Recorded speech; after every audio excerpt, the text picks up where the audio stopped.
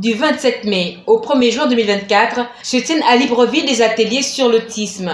Ces rencontres, qui voient la présence des spécialistes du continent africain sur la question, a pour but d'échanger les expériences dans le domaine et de sensibiliser les familles des personnes atteintes de ce handicap. Nous sommes là pour apprendre des formations et sensibiliser la population africaine que l'autisme, il y a des enfants autistes délaissés, démunis, et demander aux parents, aux responsables ainsi qu'au gouvernement de pouvoir faire quelque chose, de pouvoir les gérer, parce qu'ils grandissent, ils deviennent grands, adolescents et puis l'âge adulte.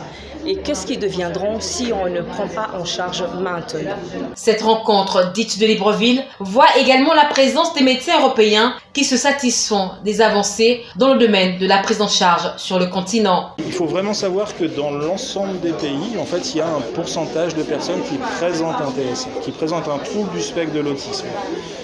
Donc après, l'aménagement, c'est juste de savoir en termes de professionnels, mais là, ce qui est important aussi à signer, c'est qu'il y a beaucoup de familles. Il y a aussi des personnes qui sont responsables d'associations, qui sont familles, parents, qui accompagnent en fait des personnes en situation de trouble du spectre de l'autisme. Et cet échange de pratiques entre professionnels et familles, cet échange de pratiques, de bonnes pratiques d'un territoire à l'autre est essentiel.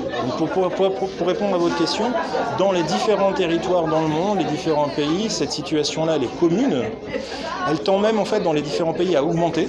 Donc c'est une chose qu'on observe dans différents pays. Les troubles du spectre de l'autisme augmentent dans les différents pays. Je trouve que le Gabon est investi dans la bonne direction et respecte les bonnes pratiques et on apporte aussi notre soutien justement pour aller dans la bonne direction. L'objectif à terme est d'offrir une prise en charge de qualité aux personnes atteintes de l'autisme. L'autiste commence à être pris en considération en Afrique. Mais au départ, on est d'accord que c'était pas ça.